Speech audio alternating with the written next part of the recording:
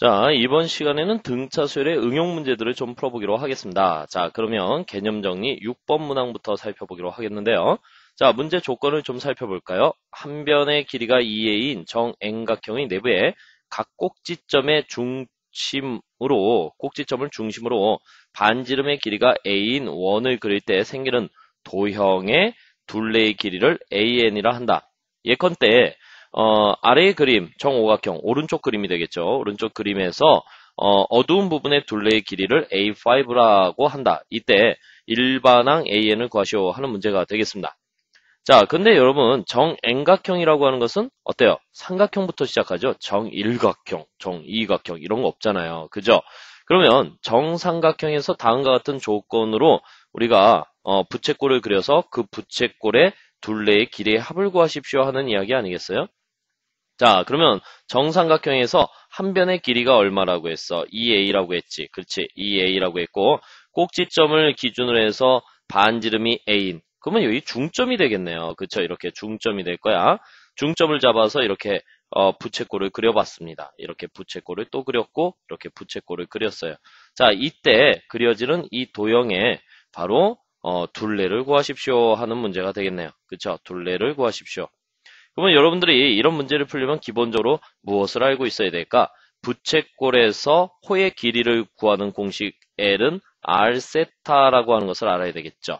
근데 여기서 반지름이 A라고 했으니까 이 세타의 크기를 알아야 되는데 정삼각형의 세타의 크기는 바로 3분의 파이 60도 이렇게 이야기할 수 있죠. 그래서 정삼각형의 부채꼴 이 한 부채꼴의 둘레의 길이는 뭐라고 쓸 수 있어요? 바로 a 곱하기 3분의 파이. 그런데 그런 게 몇 개가 있어? 3개가 있으니까 3. 이래서 a 파이 이렇게 이야기할 수 있겠네요.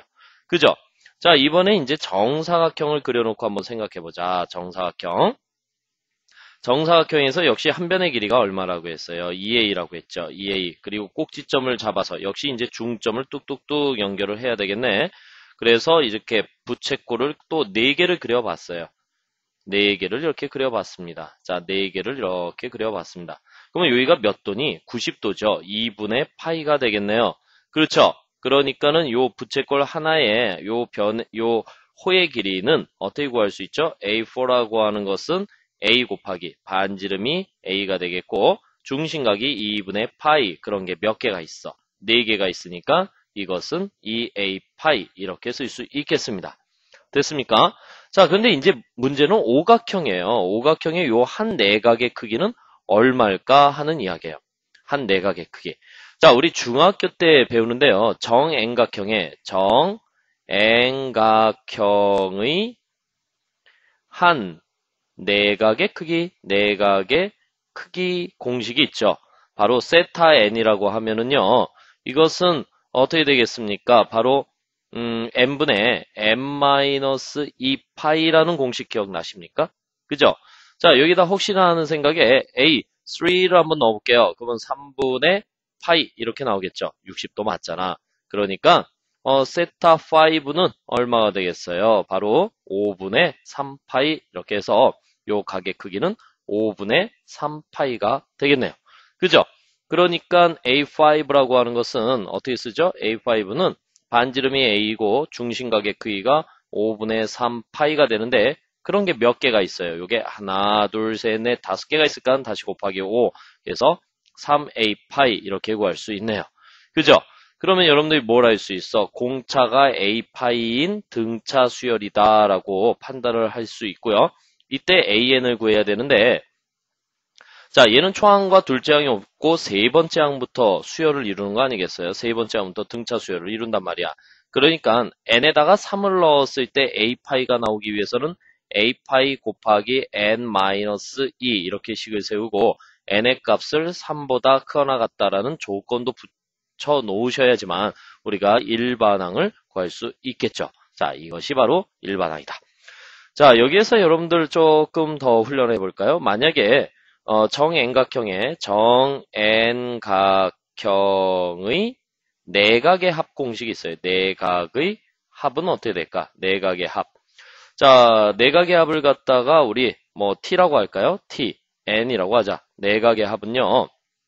바로 n 마이너스 m 마이너스 2 파이 이렇게 쓸 수 있죠. 자, 역시 n에다 3 집어넣으면 180도. 정삼각형의 내각의 합은 180도죠. n에다가 4 집어넣으니까 2파이. 정사각형의 내각의 합은 360도. 2파이가 되겠죠. 자, 정오각형의 내각의 합은 얼마가 되겠어요? 바로 540도. 즉 얼마야? 3파이가 되겠죠. 따라서 이 내각의 합 공식을 알아야지만 이 내각의 합을 n각형이니까 각의 수로 나눠주게 되면 한 내각의 크기가 나오게 되는 것이죠. 자, 이런 것들이 모두 수열이에요. 아셨죠? 오케이? 자, 어쨌든 여러분들 여기서 조심해야 될 것은 이 문제에서 초항과 둘째 항은 없어요. 세 번째 항부터 수열을 이루고 따라서 an을 결정할 때 3을 넣었을 때 a파이가 나오도록 식을 조절해 주셔야 되겠고 그 다음에 조건도 명시해 줘야지만 이 문제의 일반항으로서의 가치가 있다. 알겠죠? 자, 이번엔 이제 7번 문항을 좀 살펴보는데 7번 역시 좀 만만치 않습니다. 여러분들 문장을 천천히 읽으면서 판단해 보시기 바라겠어요. 자, 직선 y는 4x-2 위에 있고 x좌표가 m인 점을 pm 이렇게 이야기했어요. 그 다음에 직선 y는 6x 플러스 2 위에 있고 x좌표가 n인 점을 qn이라 하자. 서로 다른 두 자연수 mn에 대하여 자, m과 n은 자연수예요. 그리고 선분 pm, qn이 x축과 평행하다라고 했어요. 이때 pm, qn의 연장선이 y축과 만나는 점의 y좌표를 작은 값부터 차례로 나열하여 만든 수열을 an이라 한다. 이때 a10의 값을 구하십시오 하는 문제네요. 자, 문제풀이가 좀 길 것 같아요. 그래서 선생님이 칠판 하나 열겠습니다. 자, 일단은 문제를 읽었으니까 문제 조건에 맞춰서 간단하게 그림을 좀 그려볼까요? 자, 이렇게 y축 하나 그릴 수 있겠죠. 그리고 여기 x축 하나 그려봤어요. 선생님이 등차 수열의 개념 정리를 해드리면서 등차 수열은 n에 관한 1차식, 즉 1차 함수와 관련된 문제가 출제될 것이다. 이렇게 말씀을 드린 적이 있죠. 바로 이러한 유형의 문제가 되겠습니다.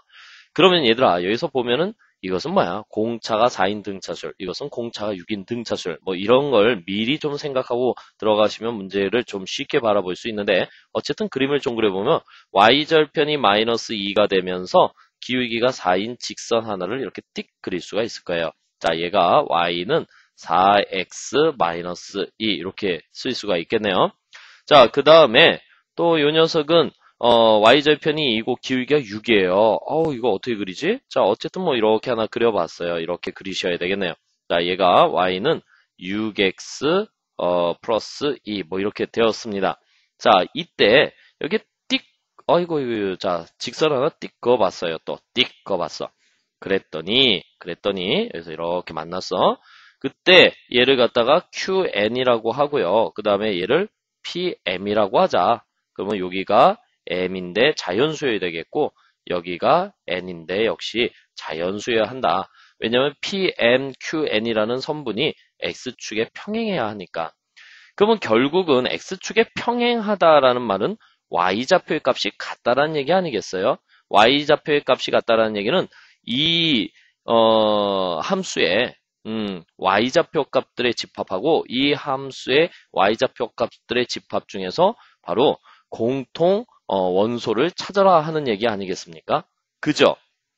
그러면 말이야, 어차피 m과 n이 자연수니까는 요 직선 위에 있는 y좌표 값들의 집합을 한번 pm의 집합이라고 한번 해볼게요. 자, 그래서 p 집합을 써보면은요, x의 값이 자연수로 바뀌는 거 아니에요. 그래서 1 넣어보니까는 2가 나올 거고, 또 2 넣어보니까는 6이 나올 거고, 공차가 4인 등차 수열의 형태를 띠겠죠. 10이 나올 거고, 14가 나올 거고, 18이 나올 거고, 22가 나올 거고, 26이 나올 거고, 정정정 이렇게 써봤습니다. 자, 그 다음에 요 직선 위에 있는 y좌표 값 중 자연수인 것들을 갖다 한번 구해볼까요? 자, 그러면 q의 집합이라고 해놓고 n에다가 x에다 1 넣어보자. 그랬더니 8이 나왔고요.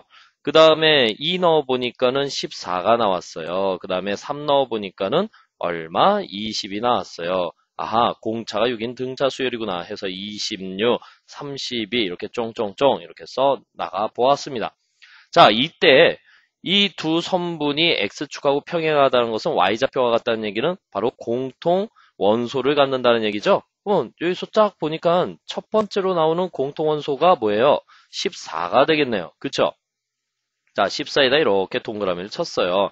그 다음에 나타나는 공통 원소가 26이죠. 근데 여러분들 여기서 또 알아놓으셔야 될 게 있어. 요 차이가 얼마니? 얘들아, 12지요. 12. 근데 요 12의 의미는요. 4와 6의 최소 공배수예요. 4와 6의 최소 공배수. 최소 공배수는요. 12가 되겠죠. 12. 아하. 그럼 얘들아, 이 문제를 지금 막 푸는 게 중요한 게 아니라 이제 여기서 한 가지의 원리를 깨달아야 돼. 공차가 4인 등차 수열의 원소들과 그 다음에 공차가 6인 원소들로 이루어진 집합의 교집합의 원소는 공차가 12인 바로 원소들이다. 이렇게 이야기할 수 있어야 되겠네요. 그러면은 얘들아, 초항이 14고 공차가 12로 결정되었으니까 이때 A10이라고 하는 것은 초항이 얘가 초항하냐, 그 다음에 얘가 공차냐, 그러니까 14 플러스 9, 그 다음에 공차 12 이렇게 해서 간단하게 계산할 수 있겠죠. 그래서 14 더하기 그 다음에 얼마가 되겠어요? 108. 그래서 우리가 구하려고 하는 값은 122 이렇게 구할 수 있는 거야. 그래서 몇 번의 답이 있습니까? 1번에 답이 있겠네요. 자, 1번에 답이 있어요. 여기 있네요. 그죠? 오케이. 자, 이렇게 우리가 수열이라고 하는 거, 등차 수열이 쉬우니까 말이죠. 이렇게 직선의 관계로, 함수값의 관계로 수열 문제를 대신할 수 있습니다. 이런 게 바로 응용력이라고 하는 것이죠. 여러분들 이런 응용력을 키워서 등차 수열 문제를 잘 푸셔야 되겠고요. 그 다음 문제로 또 넘어가 보기로 하겠습니다. 자, 이번에는 또 무슨 문제인가? 다음 그림은 어느 해 2월의 달력이다. 각 주에서 하루씩 택하여 항수가 4이고 공차가 양수인 등차 수열을 만든다면 모두 몇 가지나 만들 수 있겠는가? 이렇게 되어 있습니다. 예를 들어서 2, 9, 16, 23. 2, 9, 16, 23은 공차가 7인 등차 수열을 만들어냈죠. 다시 한번 문장을 읽어보면 각 주에서 하루씩 택하여야 한다는 게 중요한 기준이 될 거예요. 그죠?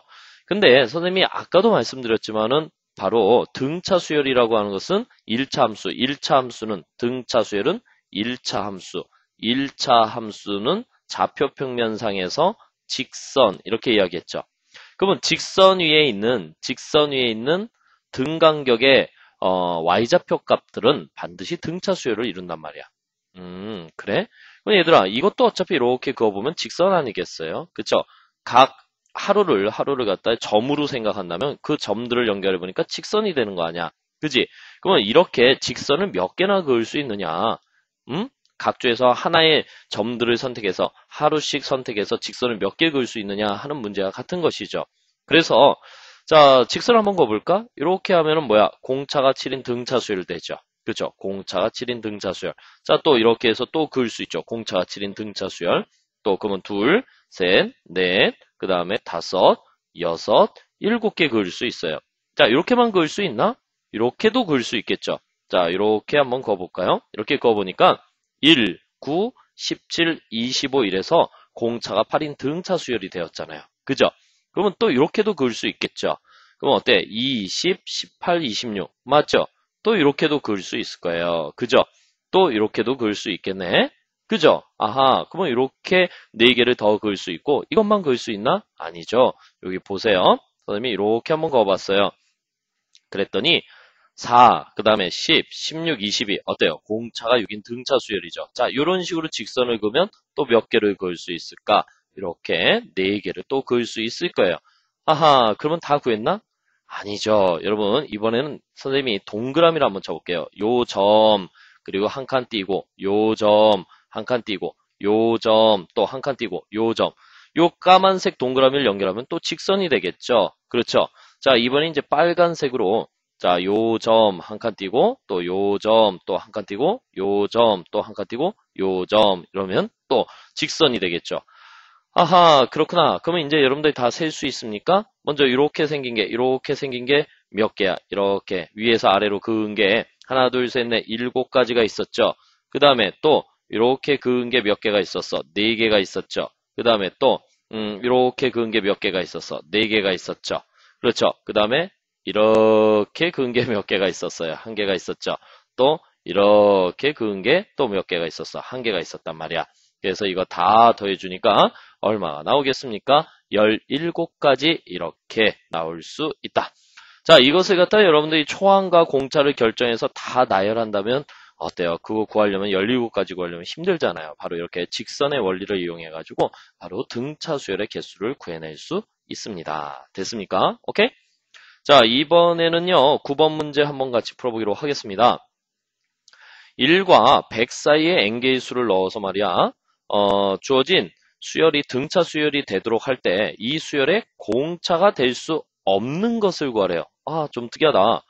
자, 여기서 여러분들이 생각하셔야 될 것은요. 먼저 요 n개라고 했는데 이 n이라는 숫자는 죽었다 깨어나도 자연수여야 하겠죠. 자연수. 그리고 공차는 뭐 자연수다, 정수다 이런 용어가 없이 보기 중에서 바로 공차가 될 수 없는 것을 골라라 하는 이야기예요. 자, 선생님이 처음과 끝이 결정되어 있는 상태에서 가운데 n개의 숫자를 넣으면 어떻게 하라고 했어? 새롭게 카운팅을 하라고 했죠.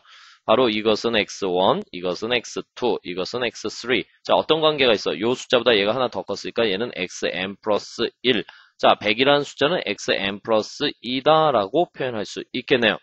자, 그러면 등차 수열이란 말이 있으니까 어떻게 정리하면 되겠어? xn 플러스 2라고 하는 것은 초항 얼마? 1 플러스 한개수 n 플러스 1의 공차를 모르잖아. d. 근데 그 결과의 값이 100이다 라고 할 수 있어요. 그러면 n 플러스 1 곱하기 d라고 하는 것이 99가 나왔고요. 됐습니까? 오케이? 99가 나왔어요. 그리고 n 플러스 1은 d분의 99다라고 표현할 수 있죠. 근데 문제가 있는데 좌변은 반드시 자연수여야 합니다. n이 자연수니까 n 플러스 1도 자연수죠. 그러면 우변도 자연수가 되는 D만 존재하겠죠. D만 존재할 수 있을 거야.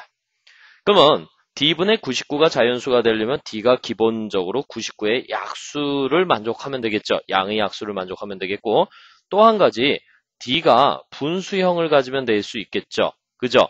자, 그러면 한번 천천히 생각해 볼까? D가 만약에 11이라고 한다면 11분의 99는 9가 되어서 자연수 맞죠? 자연수 맞습니다. 그죠? 그 다음에 D가 만약에 3이라고 한다면 3분의 99가 되니까 33. 자연수가 맞죠? 그죠? 자, 이 정도는 여러분들 그냥 뭐 암산으로 처리할 수 있잖아. D가 만약에 7분의 1이라고 한다면 7분의 1분의 99가 되니까 얘는 7 곱하기 99 역시 자연수가 맞겠죠. 그러면 D가 만약에 99분의 13이라고 한다면 결국은 99분의 13분의 99는요. 13분의 99의 제곱인데 문제가 있어요. 99라고 하는 것의 소인수는요. 바로 13분의 9의 제곱, 11의 제곱으로 표현되는데 13이 약분될 수가 없으니까 이 결과값은 자연수가 아니죠. 자연수가 아니란 말이야.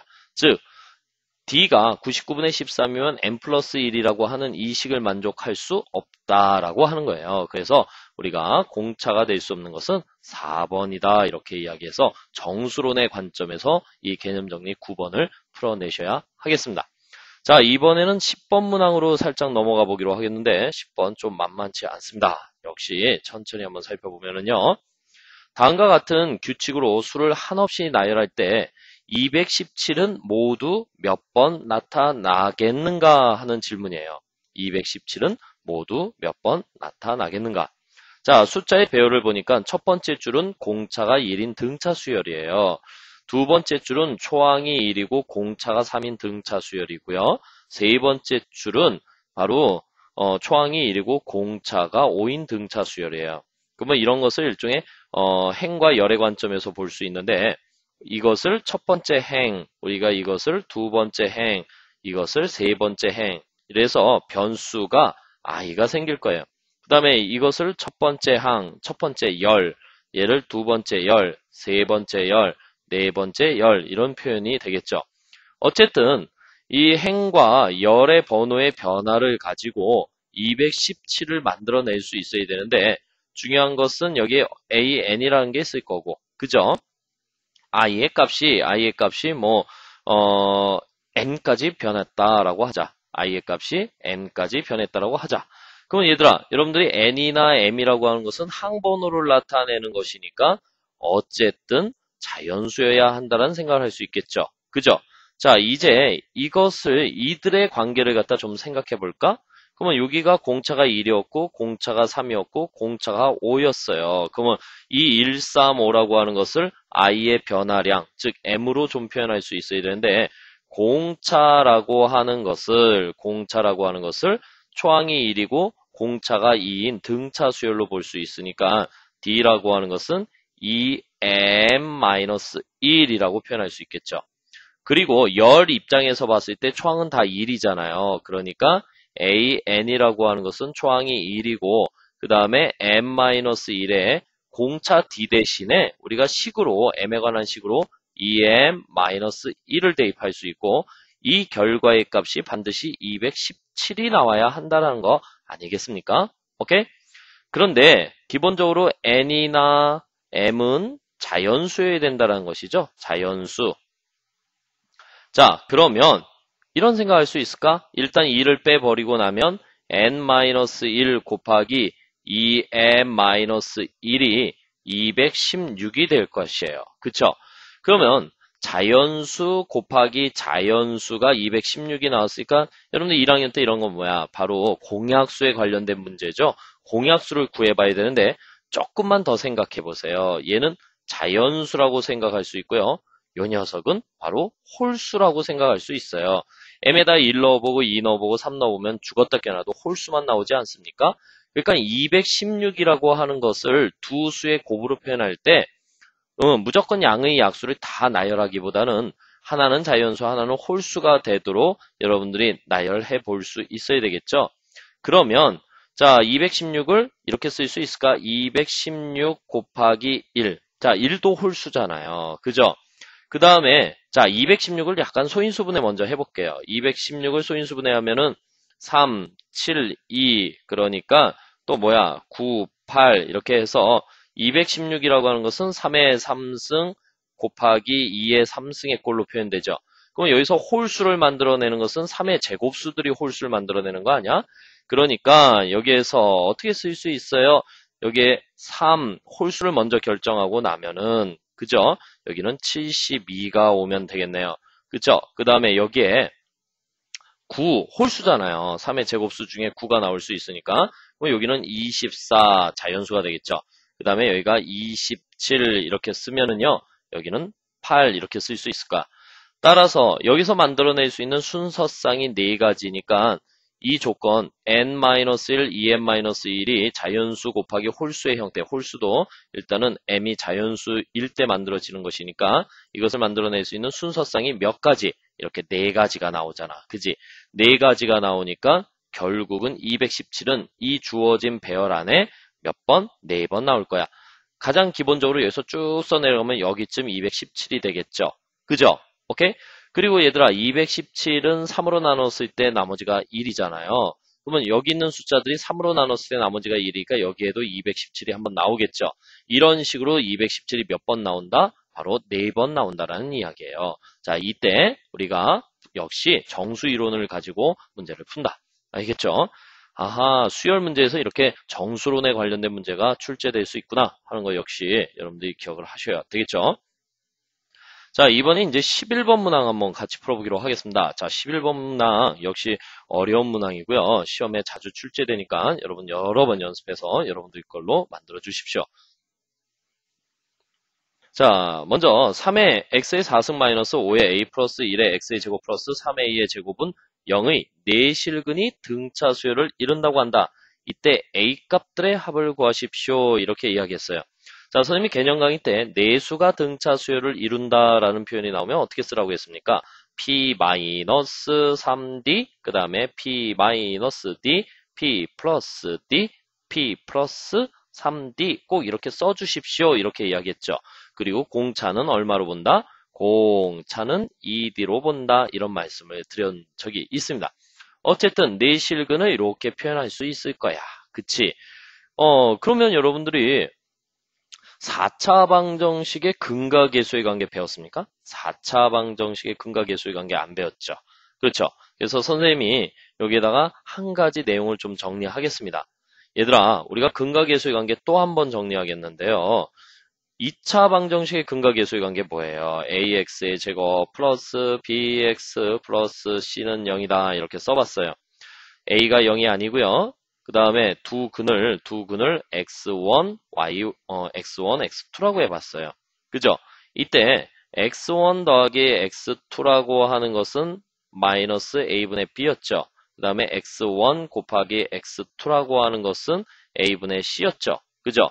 그 다음에 ax의 3승 플러스 bx의 제곱 플러스 cx 플러스 d는 0이다. 역시 a가 0이 아니면 3차 방정식이 되겠고 세 근을 x1, x2, x3라고 했을 때 자, x1 더하기 x2 더하기 x3라고 하는 것은 마이너스 a분의 b 그 다음에 x1, x2, x2, x3, x3, x1 이 값은 얼마가 된다? a분의 c였다라고 했어요. 그 다음에 x1, x2, x3라고 하는 것은 마이너스 a분의 t였다. 이렇게 이야기할 수 있어. 근데 문제는 말이죠. 얘가 4차로 넘어가요. 4차 갖고는 너무 부족해. 우리 n차라고 한번 해보자. ax의 n승 플러스 bx의 n-1승 플러스 cx의 n-2승 플러스 종종종 이래서 d는 0이다 라고 했어요. 자, 그리고 n은 자, 뭐 2차, 3차는 여러분들이 알고 계시니까요. 2차, 3차는 알고 계시니까 4 이상이다라고 한번 해봤어요. 자, 이때 말이죠. n차 방정식이니까 근이 몇 개가 될까요? 역시 n개가 될 거예요. 근을 자, x1, x2, 중간생략, xn 이렇게 써봤습니다. 이때만 반드시 말이죠. 반드시 이렇게 이야기할 수 있어. 첫 번째, 모든 근의 합은 최고차항과 그 다음 차항의 계수관계로 표현할 수 있는데 반드시 마이너스 a분의 b로 표현할 수 있어요. 두 번째, 모든 근의 교대곱의 합, 교대곱의 합은요, 반드시 a분의 c, 최고차항과 그 다음 차항, 바로 c로 표현할 수 있어요. 그런데 이제 마지막으로 모든 근의 곱. 자, 이 모든 근의 곱은 조금 조심하셔야 되는데 n이 짝수인 경우, 여기 n이 짝수잖아요. 그때는 모든 근의 곱은 양수가 됩니다. 근데 n이 홀수가 되면 모든 근의 곱은 음수가 됩니다. 음의 부호가 붙죠. 음수라는 표현보다는 음의 부호가 붙는다. 이렇게 이야기할 수 있어. 그렇기 때문에 n이 짝수냐, n이 홀수냐에 따라서 바로 모든 근의 곱은 이 문자의 관계가 다음과 같이 표현될 수 있는데 최고차항분의 상수 a분의 d 그 다음에 n이 홀수일 땐 마이너스 a분의 d 이렇게 표현할 수 있어요. 그래서 고차 방정식의 근각계수의 관계 중에서 중요한 것을 정리해봤는데 여러분들 여기서 조금만 더 부연하자면은 교대곱이라는 게 있어요. 교대곱의 합 바로 이런 경우야. 서로 다른 두 근의 곱의 합, 그러면 n개의 근이 있을 때, 이 n개의 근에 서로 다른 두 근의 곱의 합은요, 반드시 최고차항과 그 다음 차항의 계수관계로 표현할 수 있다. 자, 이런 거 하나 정리하고 계시면 이 문제 푸는데 좀 도움이 되겠습니다.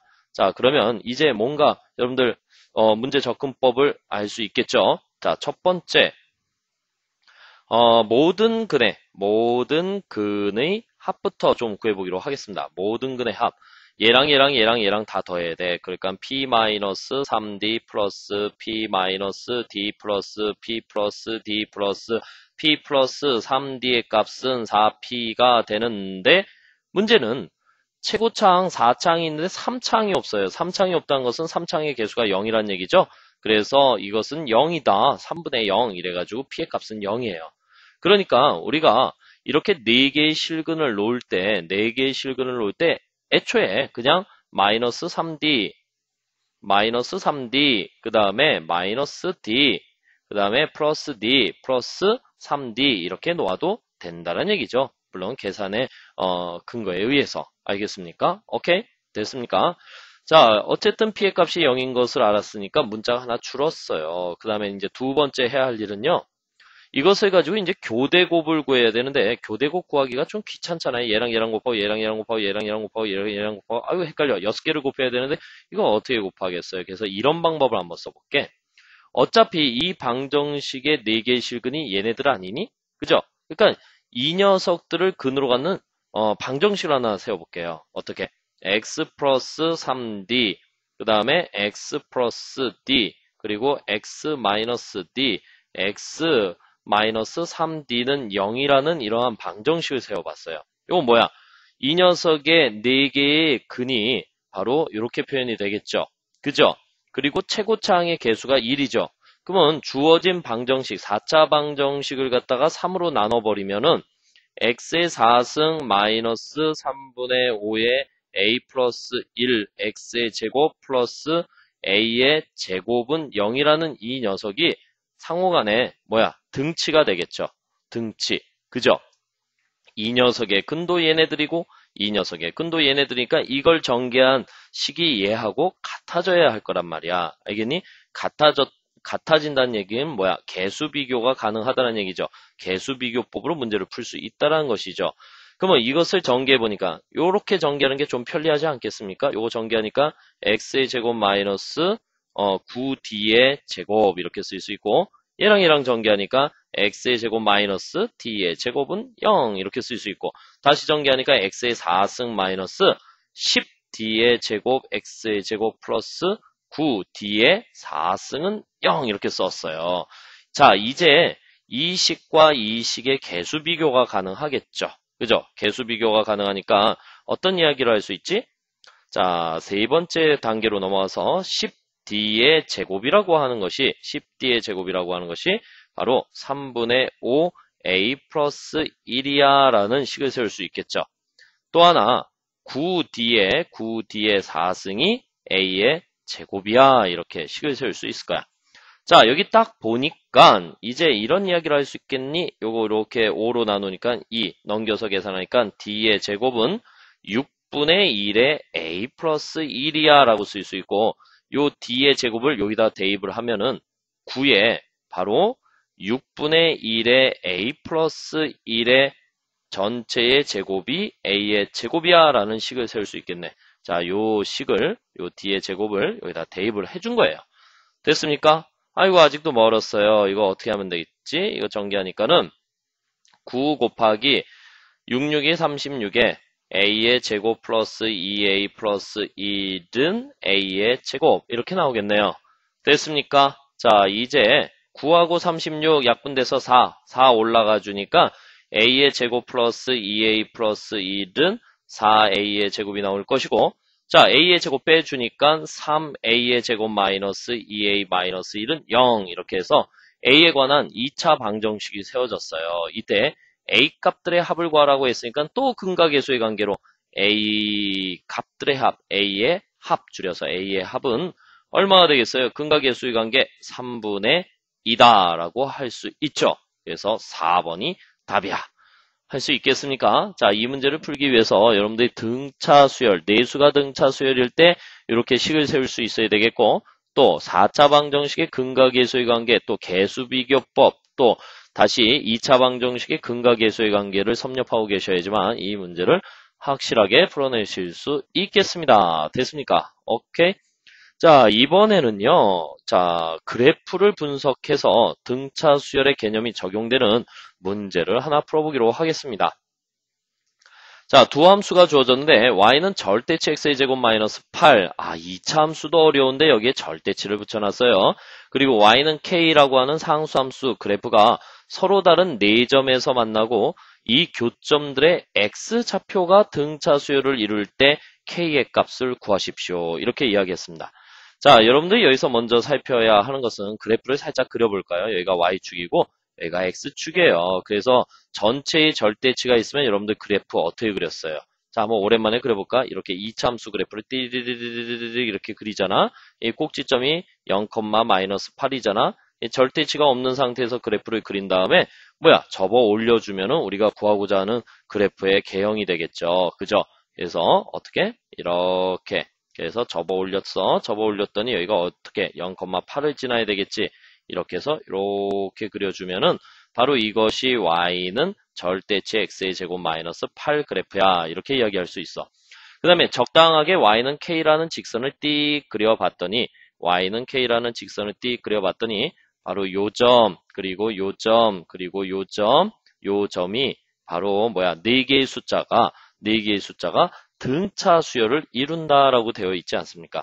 4개의 숫자가 등차 수열을 이뤄요.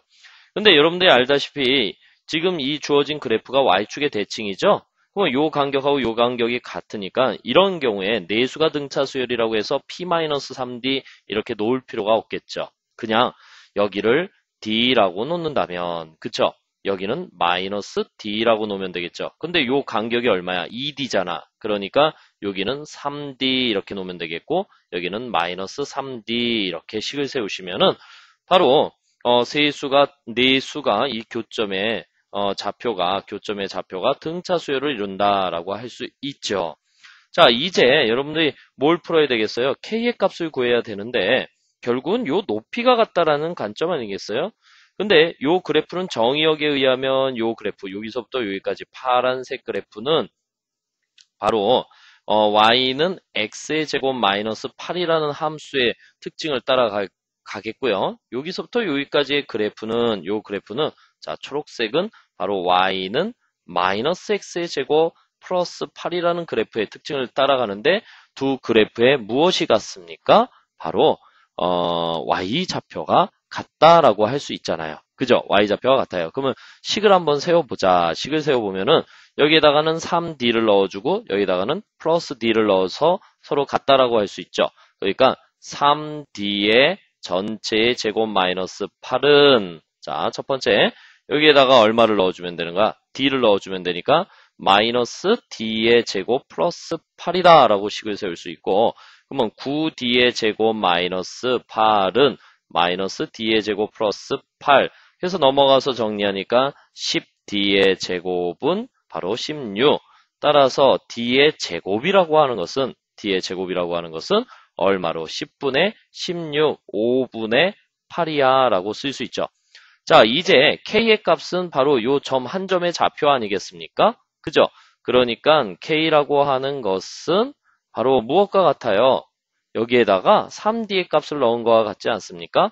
그래서 3d의 전체의 제곱 마이너스 8 그래서 9d의 제곱 마이너스 8 그러면 d의 제곱이 5분의 8이었으니까 9 곱하기 5분의 8 마이너스 8 이러면 되겠고요.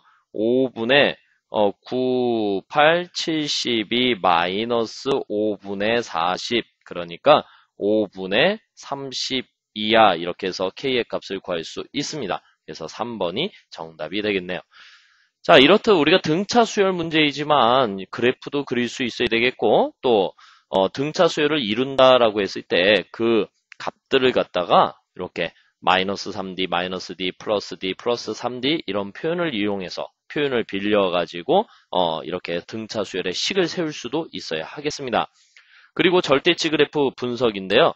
여기서부터 여기까지는 아래로 볼록한 그래프의 규칙을 따라가고 여기서부터 여기까지는 위로 볼록한 그래프의 규칙 그래서 식을 세울 수 있어야 되겠고 이렇게 y값이 같다라는 것을 통해서 우리가 d의 제곱의 값을 구하고 d의 제곱값을 통해서 k의 값을 구한다. 어때요? 할 수 있겠습니까? 오케이?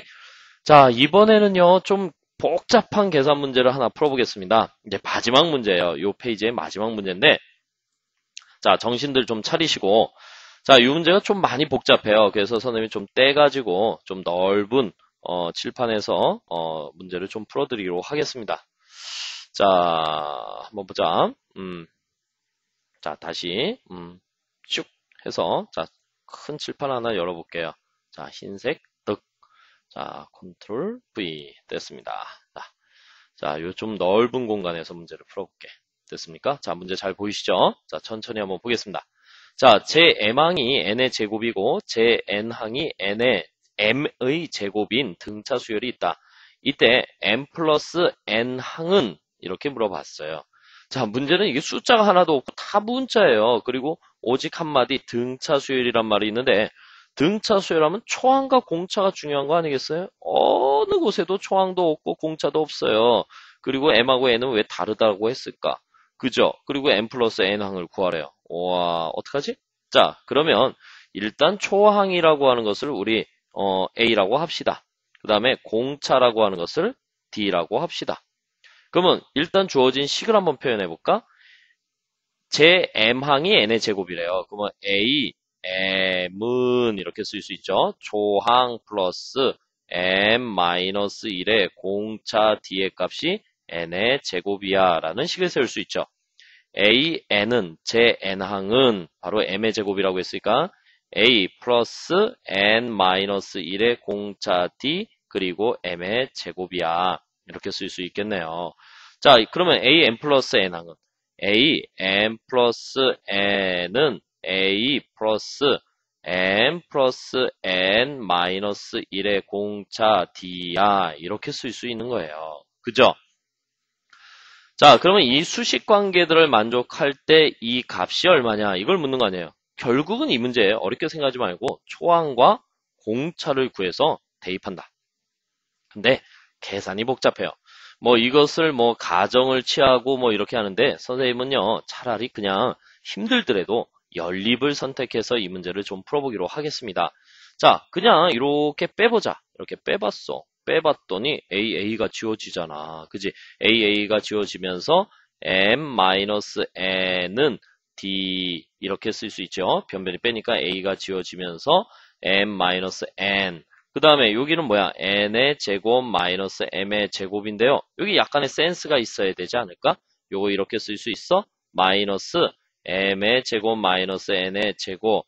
자, 요거 인수분해도 되지 않을까? 어떻게? 바로 마이너스 m 마이너스 n 그 다음에 m 플러스 n.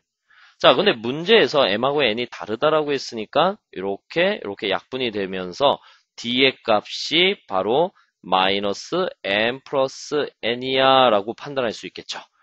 됐습니까? 공차 구했습니다. 자, 공차 구했으니까 이 공차를 어디? 여기다 넣어서 초항을 결정해 볼까? 자, 이거 초항 결정할 때 막 풀어 쓰지 마세요. 그럴 필요 없는 문제입니다. 어차피 수식 관계에서 나중에 다 소거될 거 소거돼서 없어지니까 그대로 A, 그 다음에 여기다가 마이너스 m 플러스 n 집어넣으니까 마이너스 m 마이너스 1에 m 플러스 n의 값이 n의 제곱이야. 그러면 A라는 녀석은 바로 m 마이너스 1, m 플러스 n, 그 다음에 넘어가니까 n의 제곱이야. 이렇게 쓸 수 있죠. 자, 이것을 어디에다가 여기에다가 다 집어넣어 주시면 되겠어요. 이 녀석하고 이 녀석을 여기다 집어넣자. 자, 차분하게 집어넣자. 집어넣어 주니까 먼저 n의 제곱 플러스 m 마이너스 1에 m 플러스 n 그 다음에 플러스 m 플러스 n 마이너스 1에 공차인데 공차가 마이너스 m 플러스 n이잖아요. 그러면 요거 부호를 좀 바꿔서 쓸까? 그래, 이렇게 해서 다시 한번 써야 되겠네. m 그 다음에 n 그 다음에 마이너스. 자, 여기에 마이너스 m 플러스 n이 들어가는 거야. 그러니까 m 플러스 n 마이너스 1에 뭐야? m 플러스 n. 여기 마이너스 왜 됐는지 알죠? 여기 마이너스가 들어가니까. 자, 이제 전개를 하는데 막 전개하지 마시고 여기 보세요. m 플러스 n으로 묶어낼 수 있죠. 그죠? m 플러스 n으로 묶어내니까 n의 제곱 플러스 m 마이너스 1 그리고 여기 마이너스 있으니까 마이너스 n 플러스 1 그리고 m 플러스 n 이렇게 정리가 되겠어요. 자, 정리를 하고 나니까 요 m 지워지고요. 플러스 1, 마이너스 1 지워지고요. 마이너스 n만 남네요. 그죠? 그래서 n의 제곱, 그 다음에 플러스 마이너스 n, 그 다음에 m 플러스 n. 자, 다시 전개하시면 n의 제곱, 마이너스 mn, 마이너스 n의 제곱. 그래서 지워지니까 바로 마이너스 mn이다. 자, 됐습니까? 여러분, 물론 이것은 이제 등차 수열의 일반항의 의미를 얼마나 자세히 알고 있고, 여러분들이 그 일반항을 이용해서 연립방 정식을 세우고 계산식을 할 수 있느냐 하는 그러한 출제 의도를 가지고 있습니다. 뭐 특별한 의미는 없어요. 이렇게 여러분들이 정리하시면 되겠습니다. 자, 이렇게 해서 우리가 등차 수열 응용 문제 13번까지 풀어봤는데요. 여러분들이 어때요? 만만치 않죠? 혹시 등차 수열 좀 약하게 배운 친구들은 와 이렇게 어려운 등차수열 문제들도 있었구나 하는데 선생님 개념 확인 문제하고 연습 문제는 이거보다 좀 더 난이도가 센 포스가 강한 그런 문제들이 준비되어 있으니까 풀면서 여러분들이 또 좀 더 깊이 있는 연습을 해주세요.